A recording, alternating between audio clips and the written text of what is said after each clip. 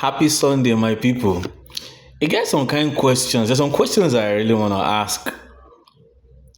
Number one, where is it written? Where in the history of Nigerian culture, in all the ethnic groups and tribes, where did our grandfathers?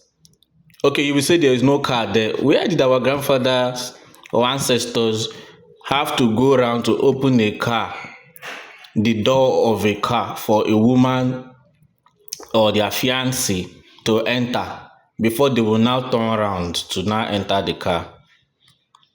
That's you buy fuel, put for your car, you drive am, waka, go meet the girl.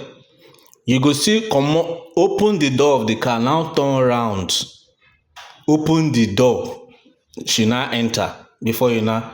Like, what is the logical meaning? Like, is there any significance with that?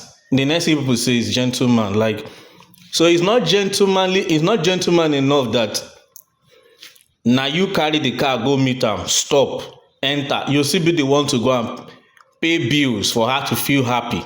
Sometimes give transport fare until you come out and open the door of a car before you become gentleman. That nonsense must stop. Oh. That nonsense. I don't know why. Why is it that it's only those nonsense that the Western world, white practice, that Africans will now adopt? But the good ones, that advancements in technology, that they will not. It's all those rubbish culture that have no meaning. That's the first question I want to ask. Now, second question. Where did our forefathers, like those people, our forefathers had the best, close to 0.1% divorce. Where did our ancestors kneel down to propose to a woman? Or where did they have to spend so much money to buy engagement ring? You just meet the girl, I want to marry you. Next thing, talk to her father, finish. Today, they even do engagement party. Hundreds of thousands, millions. Buy engagement ring. You go still calling it down for the woman. I don't understand. What nonsense. You are the woman. You want to be the head of the family when you marry her. And now you are kneeling down for the woman. Don't you understand the spiritual connotation of that? That you are submitting your authority to a woman by kneeling down to ask her. All those nonsense, foolish things will not get sense. Africans will now adopt it. Kneeling down. Some idiots will even go and kneel down without the girl knowing and now receive open humiliation. No. So they even slap them join. Sometimes, like, I feel like crying for these people. Why is it that Africans have decided that despite the fact that we are a sovereign, we call ourselves sovereign nations, Africans still decide to put enslavement upon themselves? Once white man do something, that's a normal way of doing it. They will just abolish their own and adopt white man culture. They won't even investigate to check the negative effects it is having on those white people. Because saying a white man is a normal way. That's the second question. Then the third question I want to ask. Now, if you do some things, you want to show masculinity. Even some mumu men, next thing you hear is that's patriarchal, that's patriarchy, idiot. Tell me what is the meaning of patriarchy in your language, in your vocabulary? Shebi ibi Igbo, Yoruba, Hausa, Ishekiri. Oh yeah, translate patriarchy in your language. These white people invented a language just to suit their mumu feminism that have destroying them. All of a sudden, you adopted it, patriarchy.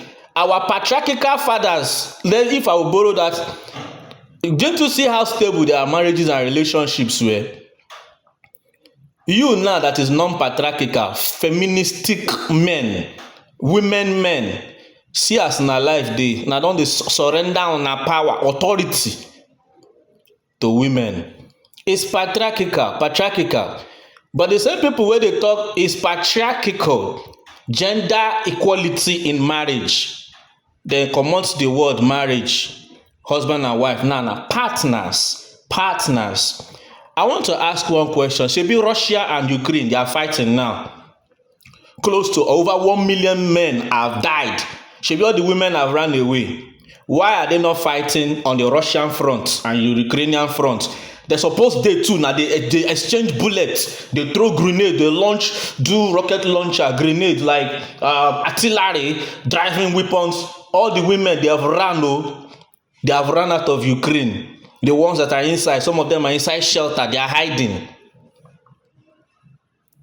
Now the men now they die for war front.